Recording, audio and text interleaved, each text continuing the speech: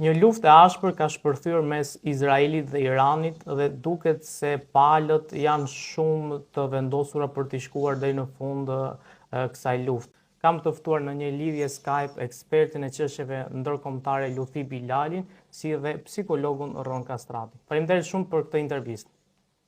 Faleminderit për ftesën. Faleminderit për ftesën, Grin. Po e nisë me ty, zoti Bilali, si e shikoni këtë konflikt dhe në çfarë pozicionesh janë të dyja palët? Të drejtën, ky konflikt ka një historik, dhe mendoj që nga ardhja në krye të Iranit në vitin 1979, e revolucionit islamik të kryer nga Ayatollah Khomeini, kemi një ndryshim, sepse mund të them raportet izraelito-iraniane më herët kanë qenë, mund të them, të një niveli të konsoliduar, por me ardhen e revolucionit islamik dhe angazhmanin e Khomeinit dhe shtetit të ri teokratik të Iranit, kanë filluar që proksi i rezistencës, mund të them, sidomos në Liban, pastaj dal nga dal edhe me Hamasin dhe brigadat, kuptohet Gjihadin Islamik dhe Al-Qudsin, kanë arritur që të jenë sponsor të revolucionit. Mendoj që konflikti ka marrë për masat e veta me angazhmanin e Iranit për të hyrë në prodhimin e armëve bërthamore, që do thot për Izraelin u parapasi rrezik, me qenë se në lindje të mesme kemi një situatë të atill ku mendoj që edhe bisedimet e fundit rreth programit bërthamor, bisedimet indirekte, ndoshta edhe direkte, në sultanatin e Omanit, mes delegacioneve iraniane dhe amerikane, qëllimi ka qenë që të arrihet një pajtueshmëri dhe të arrihet ajo që pasurimi uraniumit të zbres nga 3.67%. Me këtu ka qenë ai problemi, do thotë që biseda ditore kanë dështuar. Dhe mund të themi që edhe vetë Ministri i Inteligjencës së Iranit, Ismail Khatib, ka deklaruar para sulmit që një javë, do thotë para sulmit, që Irani nuk po shtrohet me këtë marrëveshje, sepse kanë qenë, mund të them, disa pika që kanë të bëjnë drejt për drejt edhe me çështjet ekonomike, por edhe me çështjet e zhvillimit të përbashkëm të Iranit, sa i përket sistemit bankar, Swiftit dhe shumë problematika tjera. Dhe në këtë drejtim është parë që do kemi një situatë dhe gravim të një lufte. Mendoj që Irani ka kërkuar që paraprakisht lindja mesme të lirohet nga programi bërthamor, sidomos i armëve nukleare, dhe këto ka pas fjalën për Izraelin. Këtu që kujtojmë që nga 9 vendet atomare në botë, Izraeli nuk deklarohet, por dihet që ka të stacionuara mes Jerusalemit dhe Tel Avivit bazë nëntoksore, sidomos të raketave Xheriva, që përmbajnë koka bërthamore. Dhe mendoj që situata e tillë ka sjell një pasiguri totale, jo vetëm në region, por edhe më gjerë, në nivel botror, sepse influenca dhe interesat e, mund të them, 3 fuqive, 2 ekonomike dhe ushtarake, amerikanëve dhe kinezëve, por ushtarake të rusëve. Kuptohet që Rusia ka interesa jashtëzakonisht të mëdha në Iran, ka një marrëveshje për partneritet strategjik. Ma herët Irani Kina ka nënshkruar një marrëveshje të tillë me Iranin. Rusia nuk ka hyrë në pikën që ka qenë nxehtë me Iranin sa i përket asaj marrëveshjes ushtarake që siç e ka me Korenë e Veriut, po që se sulmohet Irani, atëherë detyrohet obligativisht edhe Rusia të hyjë në luftë. Në këtë drejtim do thotë marrëveshja para 3 muaj që është ratifikuar, mund të them në Dumën ruse dhe në parlamentin e Iranit, nuk ka hyrë sepse ka ditur që atëherë do hyjë në konflikt të drejtë për drejtë me Shëbat. Mirë po ka marrë përsipër që të zhvilloj implantin apo centralet bërthamore për energji civile, dhe dikon 7 implantet e tilla janë në marrëveshje. Ndërsa me Kinën ka një bashkëpunim, mund të them, të partneriteti strategjik në çështjet të militare, por nuk dihet se deri ku ka arritur teknologjia kineze të jetë pjesë e sistemit sepse Irani ka një sistem ushtarak sipas rendit të tyre kushtetues, ushtria e rregullt dhe Garda Republikane Islamike.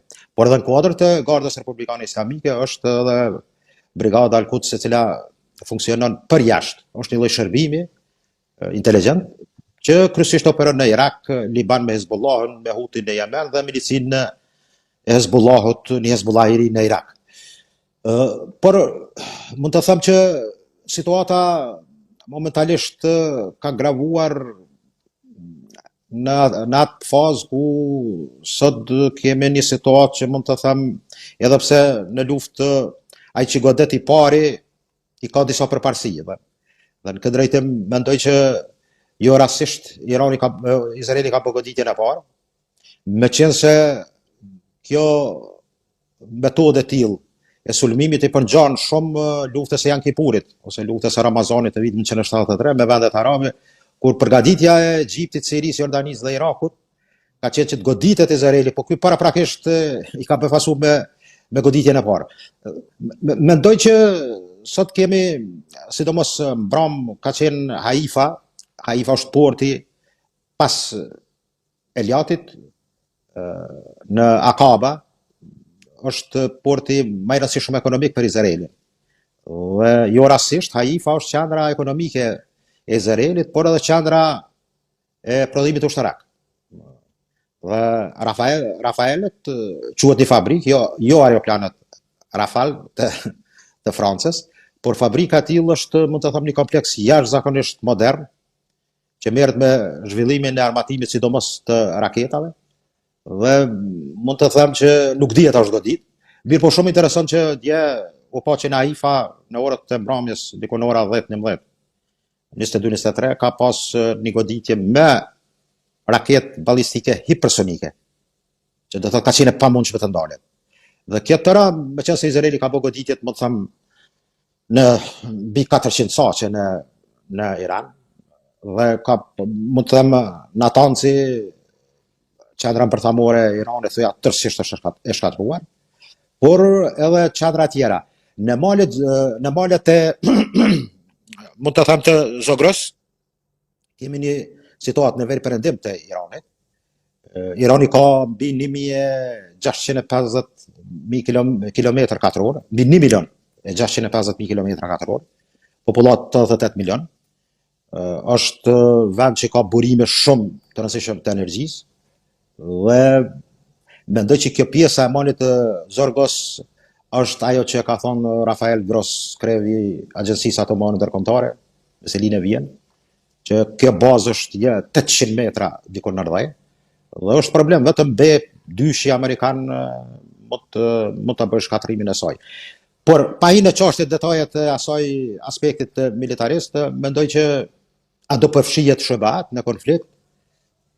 Kemi reagime edhe franceze edhe amerikane, që po që se Izraeli rrezikohet, mund të kemë edhe intervenim amerikan me tërë kapacitetin. Duke Trump para 2 ore ka deklaruar që po që se Irani godet bazat dhe mbyll ngushticën e Hormuzit, që dikon mes 25-35% të naftës kalon nga kjo ngushticë, dhe mund të them pasaradët si pjesë e ushtrisë së Gardës Revolucionare të Iranit kontrollojnë këto brigje dhe janë të furnizuara me raketa që mund të godasin edhe vendet e Golfit, sidomos rafineri, por edhe bazat amerikane.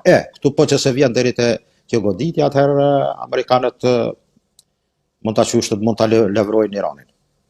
Zoti Bilali, a mendoni që Irani mund ta marrë këtë iniciativë për goditur bazat amerikane, dhe nëse ndodh kjo dhe Amerika përfshihet në luftë, a është kjo nisja e luftës tretë botërore? Varet, kemi informacione, shifni, lufta kur fillon kemi edhe luftë speciale, propagandë ndryshëm të forma të palës të njerëz apo palës tjetër. Netanyahu ka bërë kërkesë pak të çuditshme, kërkon që ka ardhur momenti që iranianët ta fitoj lirin dhe ta hjekun despotët dhe diktaturën. Nuk e di sa është kredibil një figurë e tillë. Por është interesant citati i tij që po që se bien. E mendoj që nuk do të bien, thotë. Qartë. Do bien edhe vendet të tjera të botës. Kjo nuk kupton, e ka fjalën për perëndimin. Por mendoj që kemi pastaj është forma e luftës speciale, thon drejtën. Pastaj kem edhe fjalorin e shefit të ri të Gardës Revolucionare Islamike të Iranit, që mendoj që mund të jetë edhe spekulim, kur mendoj që ai Ahmed Valid, i cili ka marrë detyre, kjo figurë është shumë interesante. Në vitin që në 94 Izraeli akuzon që ka qenë urdhëruesi i goditjes së çantës kulturore hebreike në Argjentinë. Dhe ky tregon që po çse është çështje momenti kur do të ndezm Khabarin, raketën jashtëzakonisht të fuqishme, por problematika është që atë të bojnë ka mundësi që të ketë edhe mbushje kimike, dhe do çuditet bota. Do thotë në këtë moment kemi luftë speciale, apo mund të them të kyberatak, i cili pos forma tjera, do thotë sepse Irani, të them drejtën, është i fuqishëm në sistemin raketor. Në aviacion është i dobët, nuk krahasohet me Izraelin. Izraeli ka komplet flotilën 35, F-35, 16 dhe 15, barak, të cilët janë zakonisht në gjendje që do thotë ata kanë deklaruar që kanë liruar tash rrugën ajrore deri te Teherani.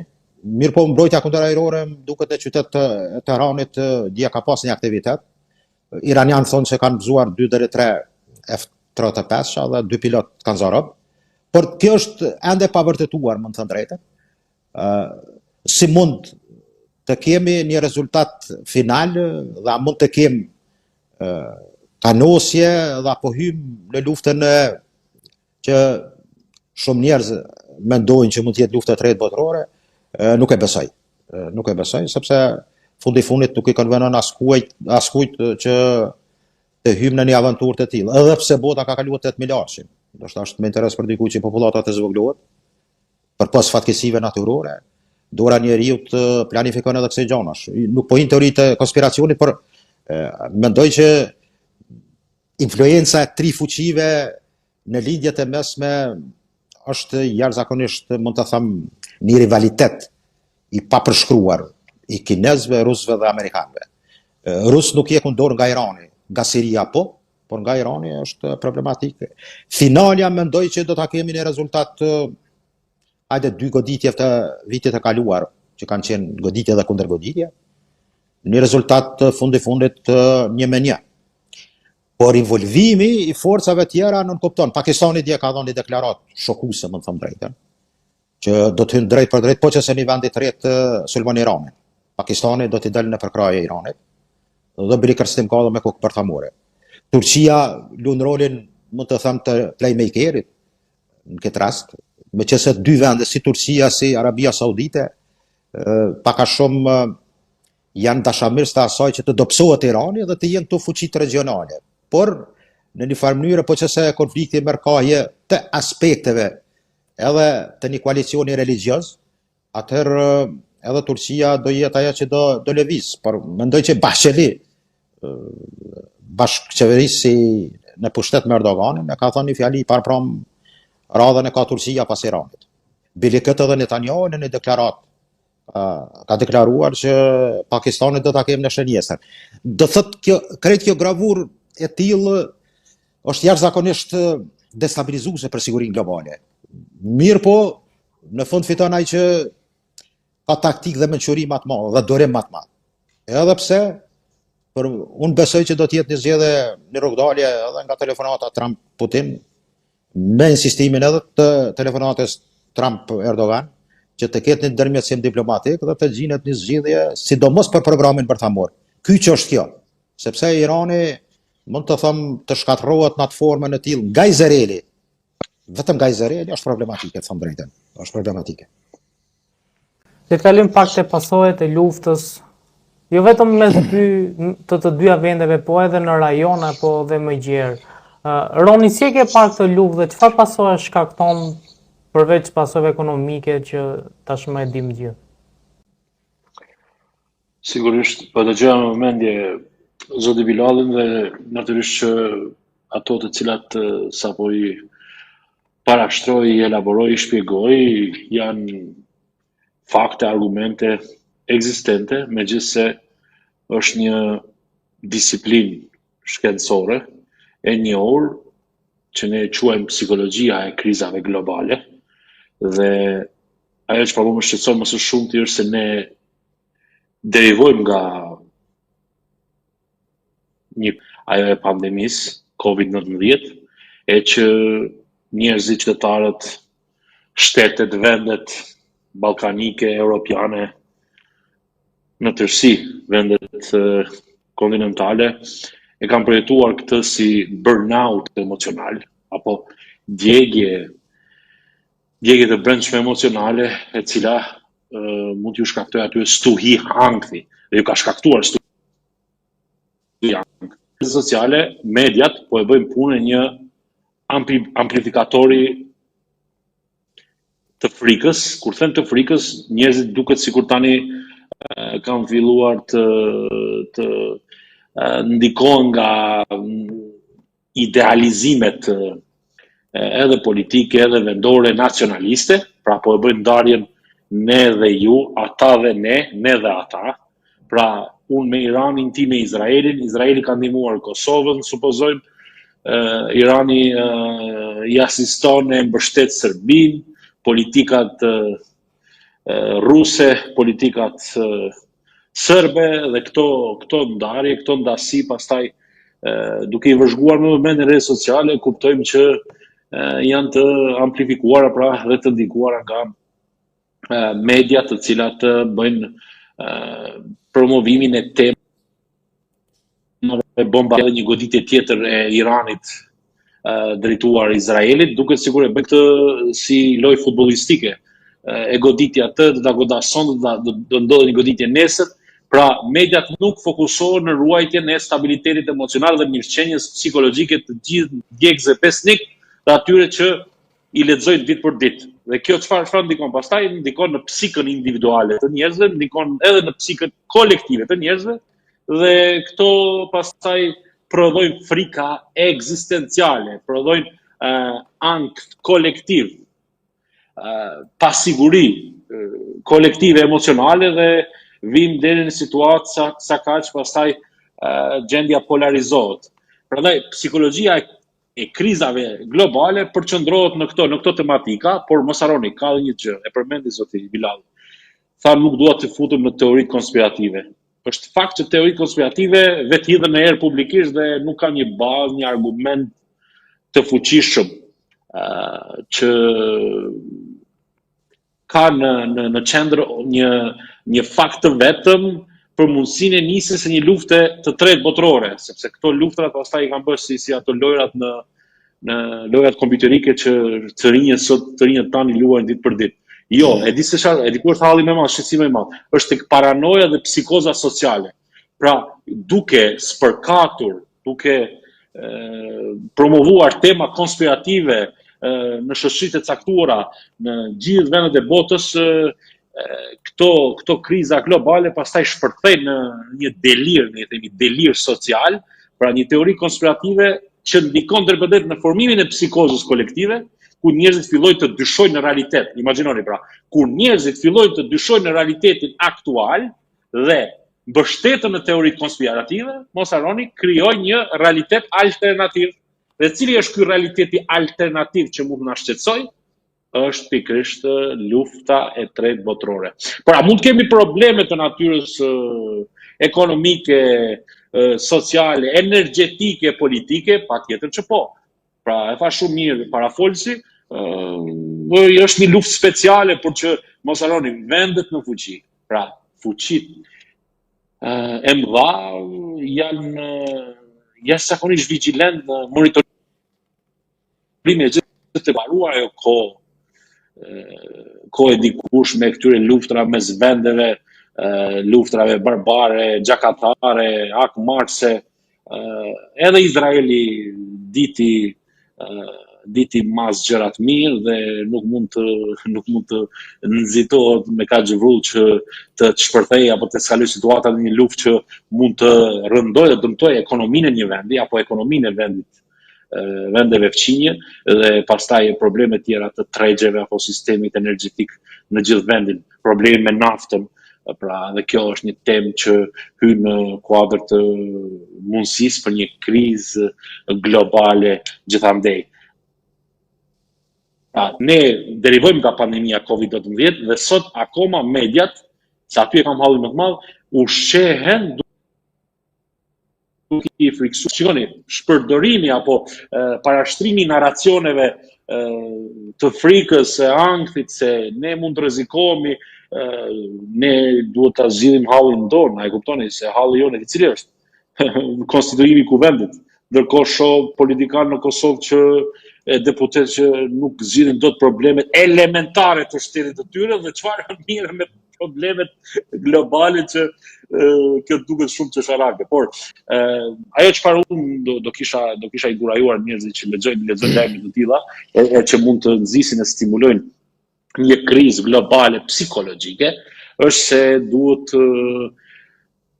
fokusohen në forcimin e kapaciteteve reziliente. Kur them forcimin e kapaciteteve reziliente, është fjala për fuqizimin koheziv të solidaritetit humanitar, pastaj akses në një informim të saktë të lajmeve, të cilat i dëgjojmë i lexojmë ditë për ditë, dhe natyrisht duhet që të zhvillohen dhe të formohen natyrisht qendrat kompetente komunitare për mbështetjen psikologjike të atyre njerëzve që janë të prekur nga problemet e natyrës anktioze që kanë qenë vulnerabël ndaj krizave globale, problemeve ato që kanë ndodhur në pandemi. Thënë shkurt, mos harroj një gjë, sot kur shikojmë me një lupë të thellë mendimi, analizojmë një lupë të thellë mendimi gjendjen mes Izraelit e Iranit, ne kuptojmë që deformimet e negociatave, problemet e papërfillshme ose devijimet e negocimeve mes shteteve mund ta kosojnë dhe mund ta eskalojnë, përshkallëzojnë situatën në një gjendje të tillë siç është Irani me Izraelin. Ndërkohë, mos harroj një gjë, Kosova po përballet me mosformimin e institucioneve akoma, me mosformimin e konstituimit apo të kuvendit, dhe politikat e jashtme kosovare duket sikur po lëngojnë.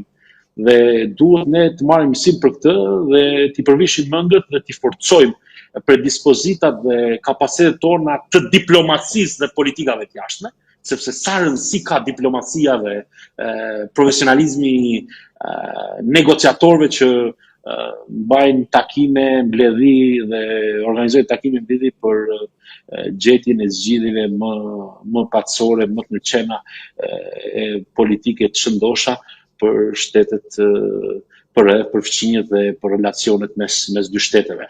Pra edhe unë mendoj që nuk do të ketë një luftë të tretë botërore, është thjesht një paranoj e këtyre konspiracionistëve që menzis presin të dalin në publik dhe të marrin vëmendjen e publikut dhe pastaj të luajnë ping-pong me lajmet që i dëgjojnë dhe i modifikojnë ashtu siç duan ata.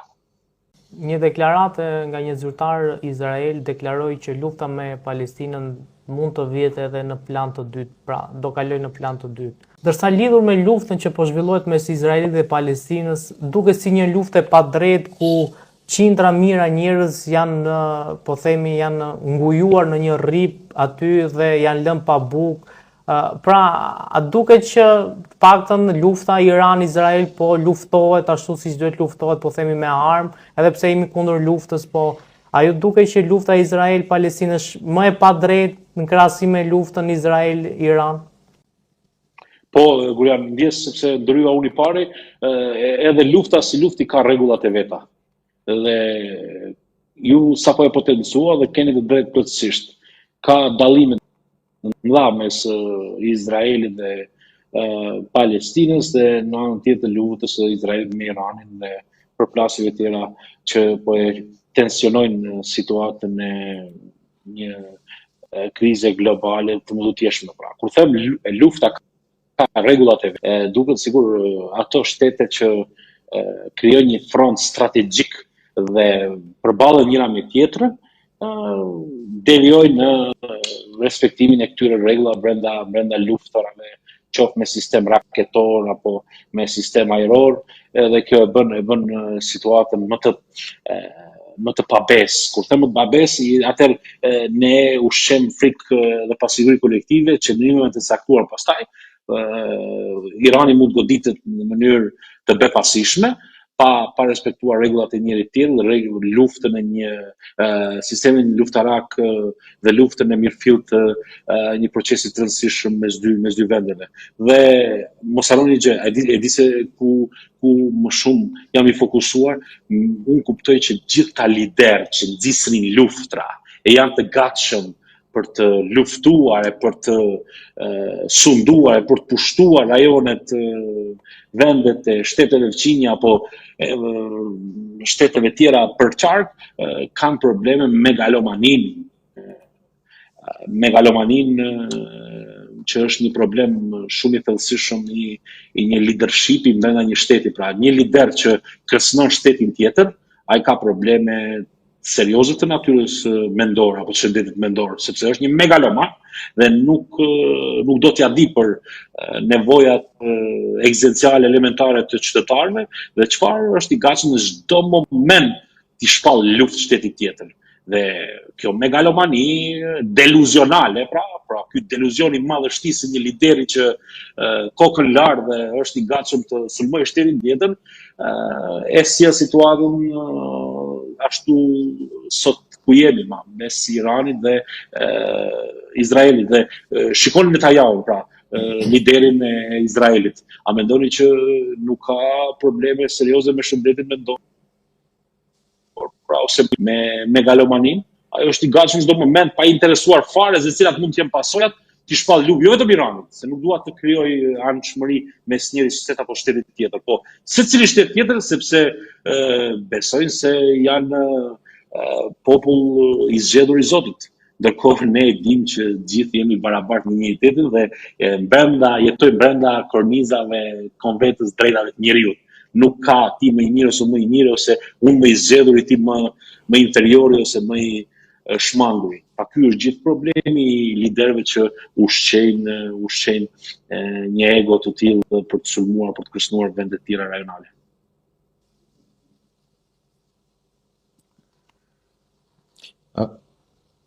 Zoti Bilali, çfarë mendoni? Mendoj atë që pa ta shtehin në fushën e Ronit. Mendoj që analizat tek ne vetëm për një minutë. Analizat tek ne janë shumë interesante. Analisti, shef, po që se i shqeqen sot media ndërkohësisht mos perëndimore. Ke një balans dhe ke një përleshje të fakteve dhe të argumenteve. Ne ose jemi anus, ai s'po duhet të përdori fjalë të rënda, ose ignorant. Zakonisht na për temat të tilla, për lindjen e afërt dhe të mesme, flasin njerëz që nuk kanë fort njohuri këto gjëra, por më kam rastis të shoh dhe ose është pro Izraelit, nga se mendoj që do jetë produktive për ne. Kjo është muhabet tjetër. Unë nuk dëshiroj kur të deklarohem rreth asaj me kunjetin. Unë jam me të drejtën ndërkombëtare, me ligjet ndërkombëtare dhe me drejtën e popujve, me humanizmin.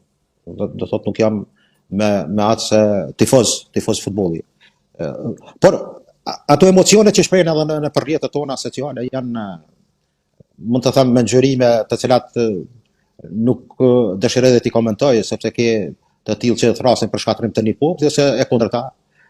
Mendoj që për ne nuk jemi ne që përcaktojmë rrjedha ndërkombëtare. Ne mendoj që në bashkangjitjet e asaj ka dallim me asaj në Gaza, çka ndodh. Këtu shoh që gabimin ka bërë edhe qeveria shqiptare dhe Kosovës, sepse ajo çka është humane duhet të përkrahet, duhet të jetë një deklaratë të tillë që do thotë spaku e plotson kriterin human dhe njerëzor.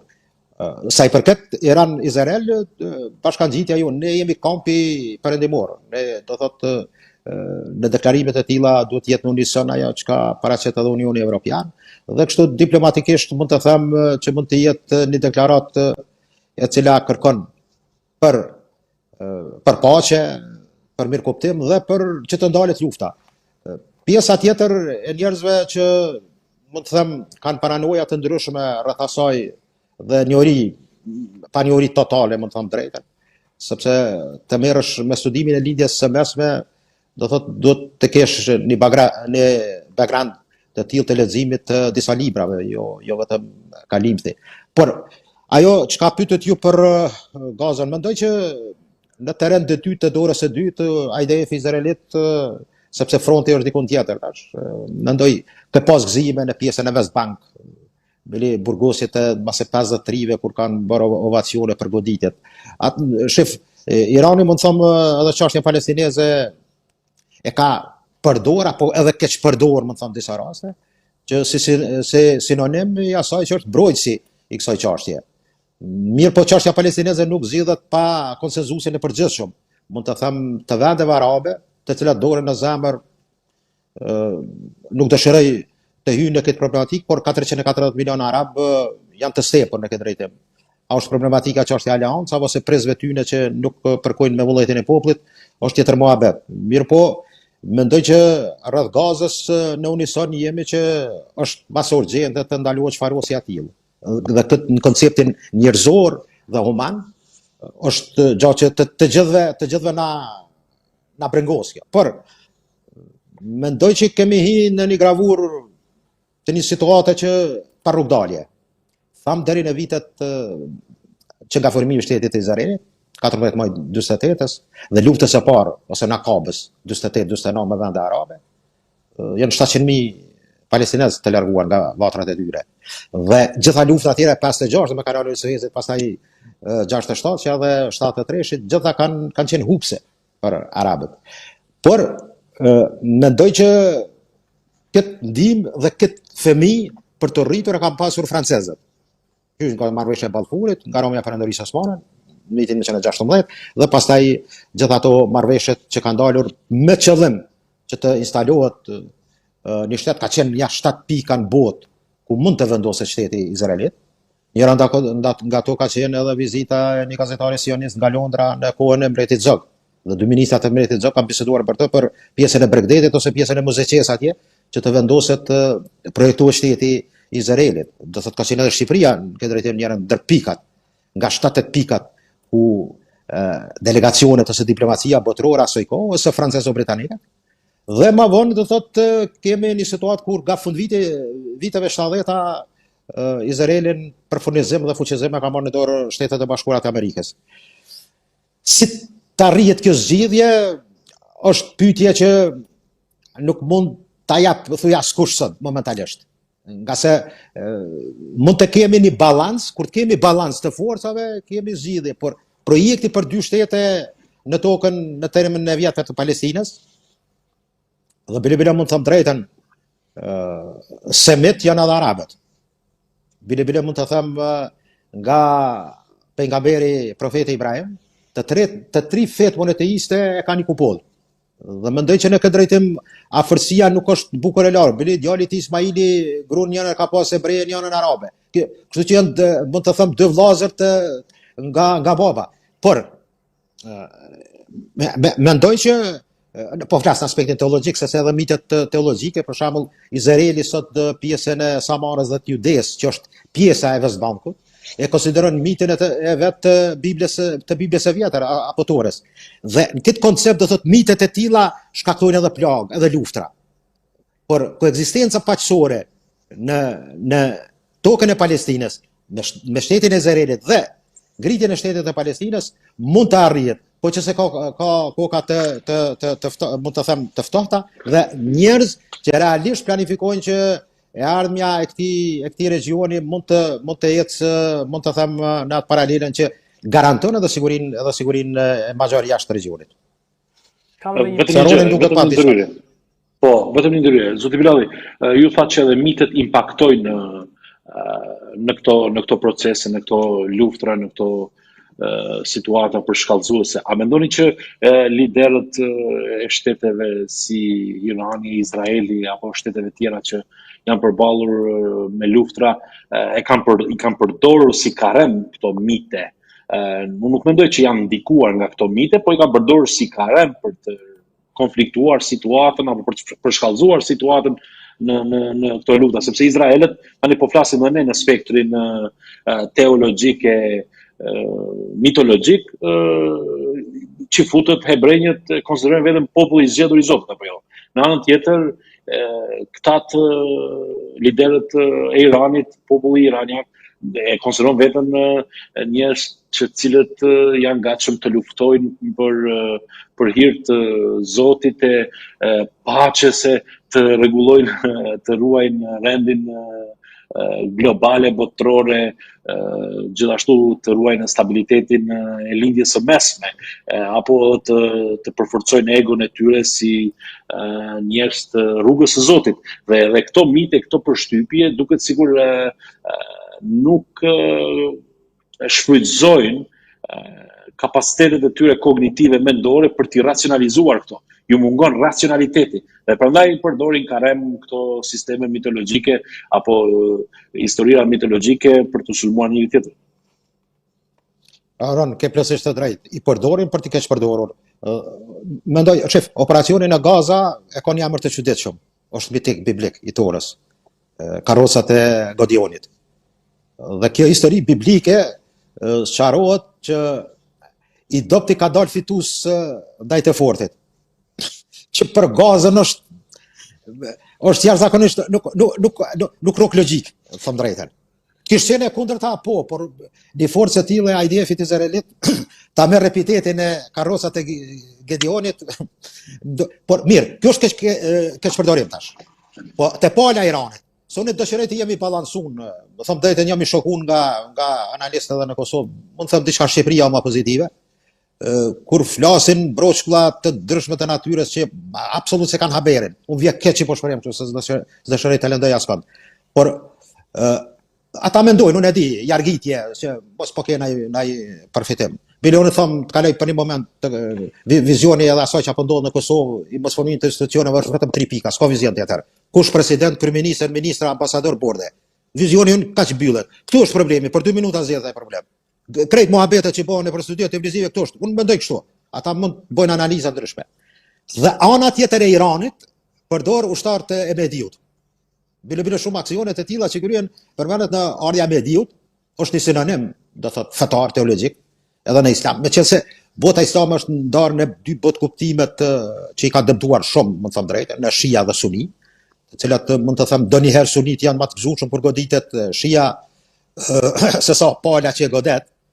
Por koncepti i tillë i keqpërdorimeve të këtyre mund ta quaj nuk do të flas për Kuranin e shenjtë dhe Biblën e shenjtë apo edhe Torën, sepse ato janë fjalë të Zotit, nuk dëshiroj të ndërhyj ato, a ka mund të them gjëra që njeriu mund të klasifikon në diçka që ndoshta ajo në ndonjëherë edhe të pakuptueshme, por është e drejtë e njerëzve, do thotë të kenë bindjen dhe të interpretojnë apo edhe të shërbejnë në besimin e tyre fetar. Por keqpërdorimi i tillë ka sill vujtje. Dhe kjo do thotë në Palestinë kemi një luftë të tillë e cila realisht që nga lëvizja sioniste e 1896 të Theodor Herzli, babait, mundesh me thonë të shtetit izraelit, kjo periudhë do thotë komplet fillon me epokën me të cilën kibucit e parë të bashkësive fetare ka qenë të pranuar edhe nga sultani i fundit Osman.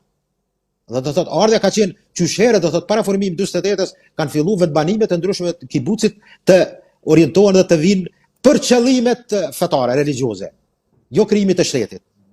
Dhe i tërë koncepti i tillë pastaj nga lëvizja është keqpërdorur në aspektin religjioz. Shefni thon drejtën edhe të muslimanët është për habi, mund të them ai slogan i tillë i cili thret mund të them të grupeve ekstreme, të cilët rrasin që në emër të Allahut të bëhet ai flijimja ose ai xhihadi kështu, i cili në realitet është komplet kundër Kuranit. Në Kuran jeta e njeriu çmohet. Besoj se edhe në Bibël, por edhe në libra tjera apo në fletushkat e mahershme.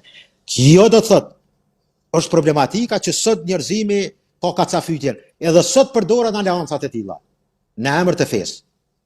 Dhe mendoj që unë pranoj idenë e atill që dajracës kineze nuk jam racist, thëmë drejten. Të krishterët dhe muslimanët ka nevojë para aleancë. Sepse të dy palët janë në rrezik nga invazioni kinez. Mund të thëmë drejten, gjithë kjo lodhje e perandorisë amerikane shkon për shtat ose një aleance.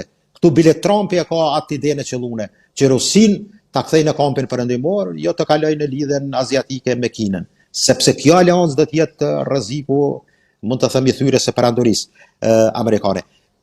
Me që se perandorit bin, thëmë drejten, është një libër jashtëzakonisht interesant, ata që ju intereson geopolitik, mund të thëmë libri më i mirë që kom lexuar është Luftat e Pentagonit të Mick Perryt, dhe që paraqet mund të thëmë komplet situatën e sotshme.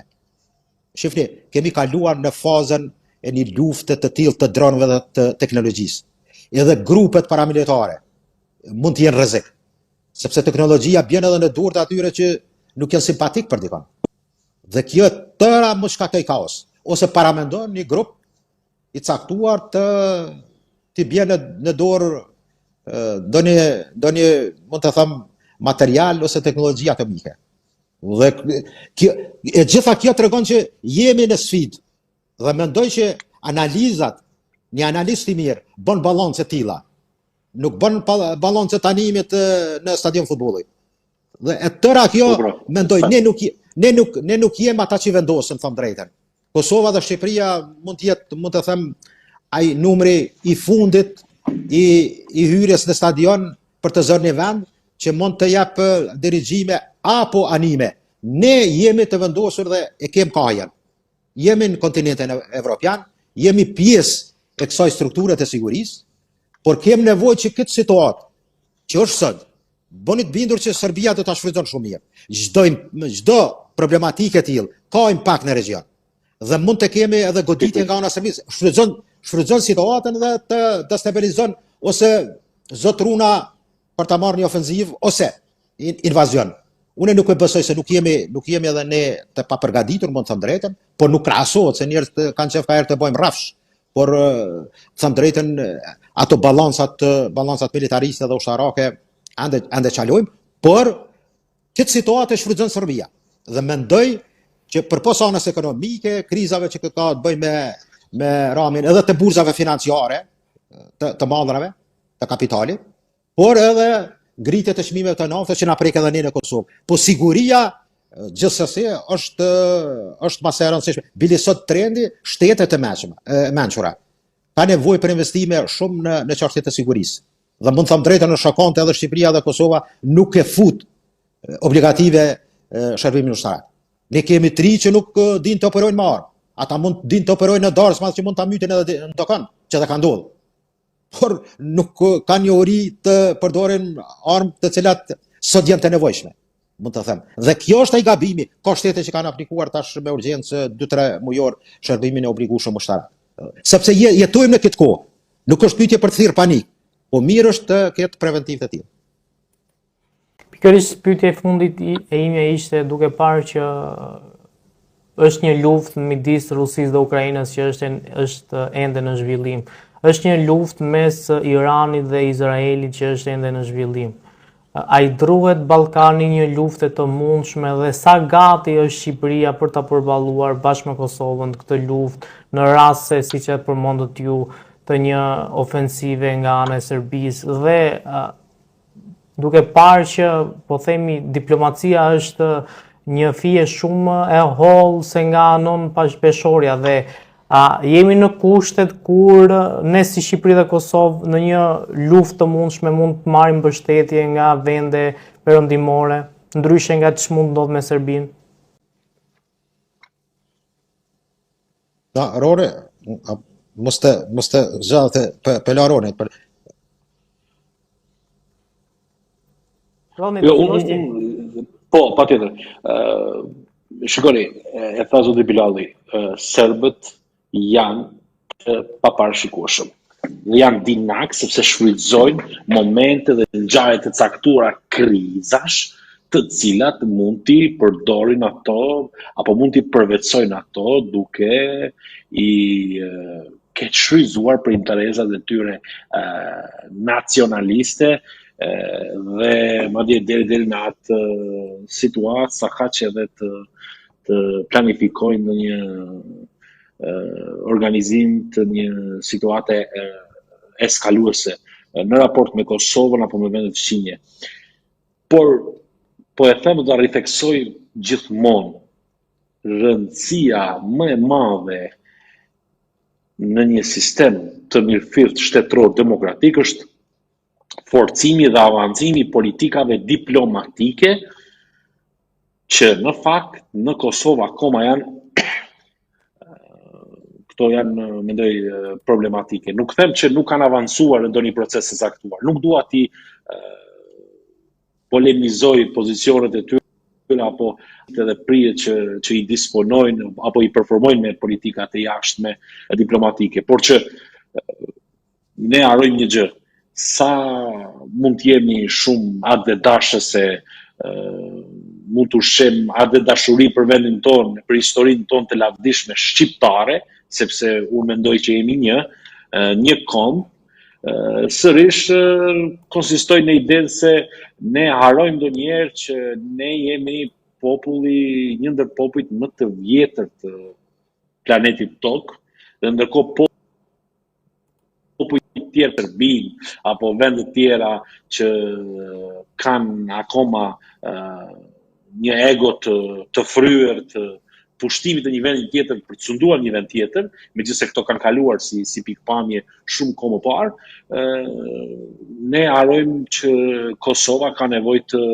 të zhvillojë historian të mirëfillt që duhet të performojnë apo të promovojnë historinë e popullit shqiptar, e jo të mirë me politika ditore dhe të nxisin frika idera se mund sulmomi nga Serbia ose mund të kemi probleme të njëjta vazhdimisht me slavët në përgjithësi.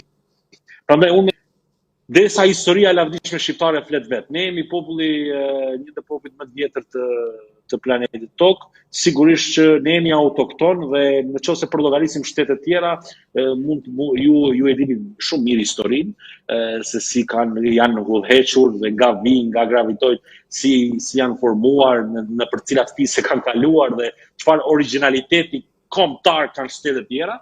Unë mendoj që thjesht Kosovës i duhet forcim institucional dhe forcim i kapaciteteve diplomatike dhe politikave të jashtme. Ndërkohë sa i përket asaj që tha zoti Bilali për obligueshmërinë e shërbimit ushtarak, më tepër se kur. Kjo duhet bërë një hap më parë. Kur them që duhet bërë një hap më parë, është jashtëzakonisht e nevojshme dhe nuk e di pse, ndoshta zoti Bilali mund ta shpjegoj, nuk e di ngecur në këtë proces.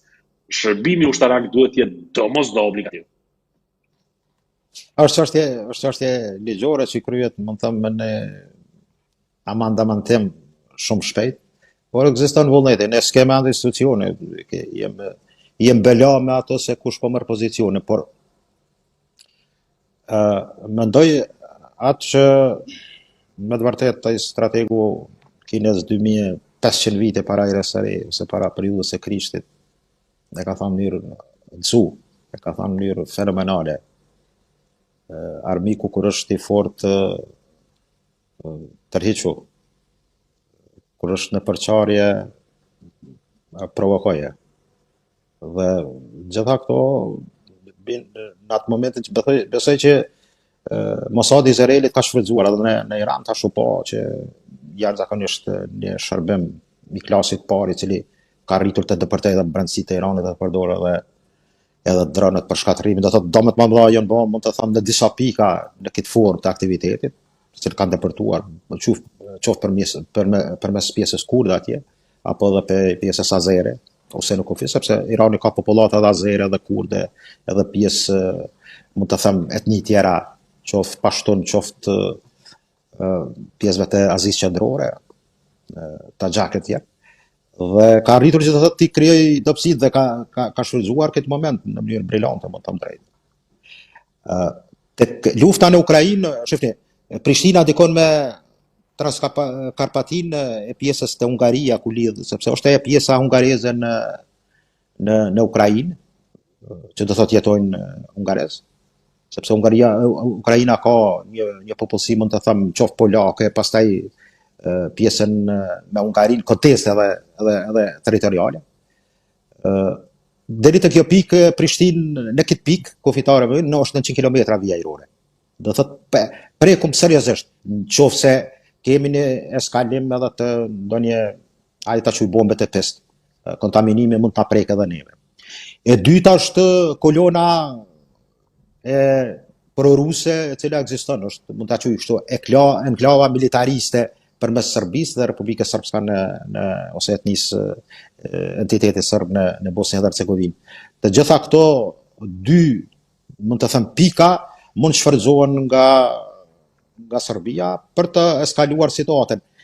Bile dhe Rusia të shfrytëzu këtë situatë në luftën Izrael-Iran, sepse ka hapur frontin dhe nuk kemi më as në raportet mediale, informacionet mediale, nuk kemi më informacione se çka është duke goditur Rusia në pjesën qoftë perëndimore, qoftë të Kijevit apo pjesëve të sidomos të Dnjepropetrovskit regionit. Dhe mendoj ose luftës në Sum, në Kharkiv, dhe që do thotë ka arritur ato 4 regione tash i fut nën kontrollin e vet, mund të them, në plotni. Ka qenë Donbasi, pika dhe hambari, mund të them, i industrisë së Ukrainës, dhe të gjitha këto sjellin dhe kanë impakte.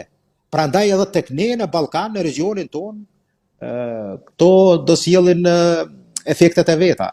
Dhe do thot angazhimi amerikan, i potencialit amerikan, ose dhe i vendeve evropiane, qoftë edhe në konfliktin e Indo-Paqësor nesër me Tajvanin, por edhe momentalisht sot me Iranin, mund shfrytëzohen jashtëzakonisht në gravur të lartë nga ana e Serbisë. Dhe këtu është ai momentumi. Unë them drejtën, kompa që kemi inovator të mirë. Bile një ditë në një raport e pash një djalosh atje nga Gjelani, si ka arritur ta jetë inovatori një droni. Do thot, epoka e tillë duhet trendi i tillë duhet të përcillet. Dhe mendoj që Kosova ka nevojë për partneritet strategjik të nënshkruar. E them shpesh, shumë njerëz, më them drejta, nuk e kam aspektin religjioz, por me Turqinë duhet të kemi një bashkëpunim, sepse është tumbullar, mund të them, i ndihmës. Ne nuk mund të kërkojmë ndihmë nga bullgarët ose nga grekët. Dhe mendoj që në këtë drejtim duhet Kosova, po dhe Shqipëria, të ketë këtë partneritet strategjik për furnizim me armët që janë në prodhim. Turqia është në eksplodim, edhe mund të them industria armatimit e tyre është sot krenohet bile mund të them edhe në konfliktin me Pakistanin, di koralli i tyre, sistemi elektronik ka lërë lamë, si thonë gjermanët. Do thotë ka lërë komplet jashtë sistemi. Dhe kjo duhet të jetë e ardhmja që Kosova të ketë nevojë, ato që e përmeni Roni, pse nuk bëhet shërbimi ushtarak. Po dhe Shqipëria këtë nuk e bën. Pse nuk e bën? Është e çuditshme. Ne nuk mund të kruhemi nga dorët e huaja vetëm nga to. Ne duhet të kemi, do thotë, askush nuk mund kujdeset për ty siç kujdesesh ti për vete. Dhe kjo mendoj që në aspektin ndihmat, aleancat janë të nevojshme. Kuptohet që nesër mund të jemi në cak. I goditje mund të thamë edhe Irani, po që se rrethi 6 i tyre që parashikohet që mund të godas derën e vjen, mund të jetë edhe kështu kërcënim ose edhe propagandë për ta arritur cakun dhe qëllimin, por mendoj që në aspektin e sabotazhit, pastaj të luftës hibride, po qoftë edhe të ndonjë aksioni që mund të ketë pasoja dhe aksion me frymë terroriste, mund të jenë të prekun edhe vendet e Ballkanit, pse jo dhe Shqipëria dhe Kosova. Nuk e di, duket në informacion kam lexuar se edhe ambasada izraelite në Tiranë është e mbyllur. Ata parashojnë që mund të jetë ndonjë rrezik, sepse grupet e ndryshme dhe aktivitetet e shërbimit iranian mund të prekën kudo në botë, jo vetëm në regionin tonë. Por e rëndësishme është për ne që të kem vigjilencë dhe të kem platformën. Unë dyshoj që kem platformë, thëmë drejtën, të birfill. Dhe këtu është ai problemi që ne jemi para një belaje të madhe në aspektin e asaj që rreth vizionit dhe strategjisë se çka mund ta pret në të ardhmen. Zoti Bilali, Ronin, shumë faleminderit për këtë intervistë. Ishte kënaqësi. Faleminderit. Faleminderit shumë, faleminderit. Faleminderit.